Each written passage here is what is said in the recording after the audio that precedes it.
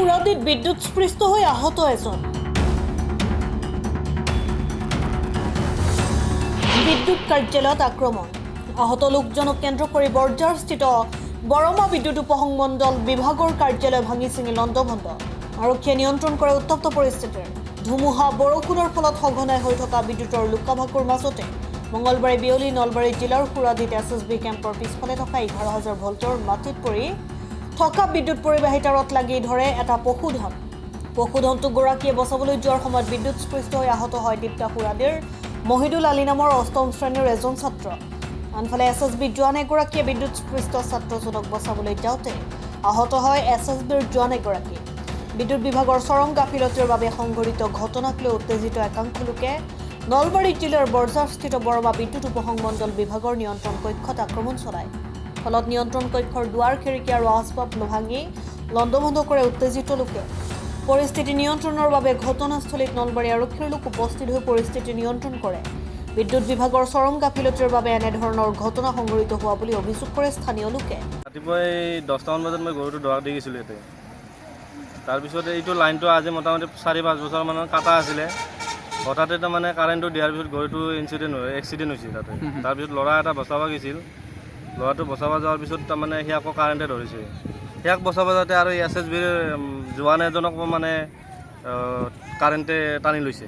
এই তাৰটো আজি মোটামুটি 4-5 বছৰ হ'ল মাটিতে পৰি আছে। চিটি বোৰ্ডে কোনো একশ্যন লোৱা নাই ইয়াৰ ওপৰত।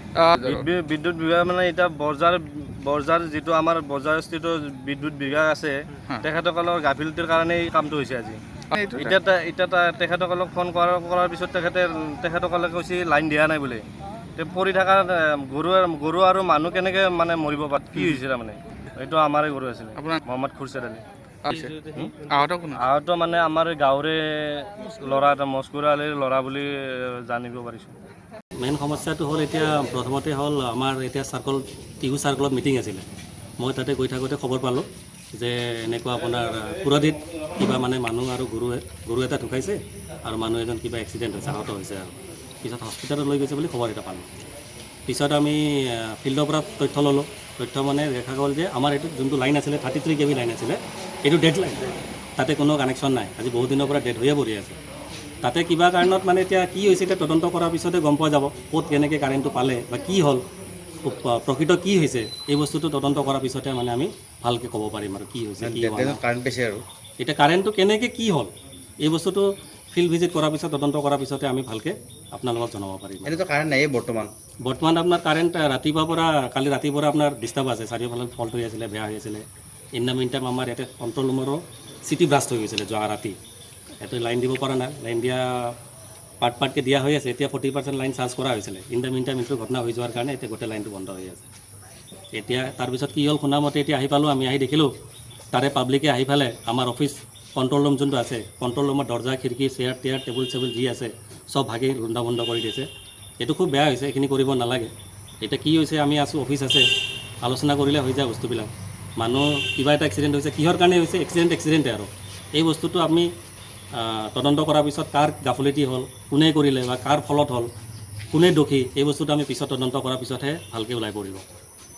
এইখিনি মই ক'ব বিচাৰিছোঁ। আৰু যিখিনি প্ৰাকৃতিক দুৰ্যোগ যোৱাকালি পৰহিৰ পৰা অলৰেডি আপোনাৰ টিভি বাতৰি আহি আছে খবৰবিলাক যে এলাৰ্ট থাকিব দিছে, চবেই এলাৰ্ট আছে। যদি ক'ৰবাত তেনেকুৱা তাঁৰ ছিঙি যদি মাটিত পৰি আছে, ৰাইজে আমাক লগে লগে খবৰ দিব লাগে। খবৰ যোনে দি আছে, আমি চবফালে কাম কৰি আছোঁ, আমাৰ ফালৰ পৰা কাম হৈ আছে। আৰু কিবা হৈছে এই বস্তুটো আমি তদন্ত কৰিম। আমাৰ ওপৰৰ অফিচাৰো আহিব, চাই পেলাই আপোনালোকক ভালকৈ কাৰেণ্টটো ধৰক আমাৰতো ৰাইজে কাম কৰি আছিলে, আমাৰ ৰাইজৰ কাৰণে আমাৰ অফিচাৰে ষ্টাফে চব মিলি পেলাই কাম কৰি আছে। কিন্তু আপোনাৰ ধৰক এই ঘটনা হৈ যোৱাৰ কাৰণে এতিয়া চবৰে মনটো ভাঙি গ'ল। এতিয়া দেখা যাওক যিমানখিনি পৰা যায় আমি আমাৰ ফালৰ পৰা চেষ্টা কৰি আছোঁ আৰু যিমান সোনকালে দিব পাৰোঁ। আৰু news desk report, Assam time. ৰাইজৰ কণ্ঠ, অসম টাইম। ঘৰত আনন্দ আৰু সম্পৰ্কৰ চমক বজাই ৰাখিবলৈ জৰুৰী হৈছে সকলো আনন্দময় মুহূৰ্তত মৰমৰ উপহাৰ দিয়াটো।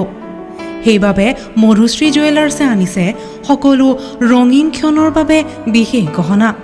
হীৰাৰে হওক, সোণৰে হওক বা ৰূপৰে হওক, শ্ৰেষ্ঠ ডিজাইনছ আৰু হলমাৰ্কযুক্ত গহনাই ৰাখে সম্পৰ্কক নিখুঁত।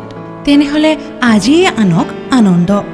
মধুশ্ৰী জুৱেলাৰ্ছৰ সৈতে যোগাযোগ কৰক 7002800341 নাইবা ভিজিট কৰক LNB ৰোড, নলবাৰী, অসম।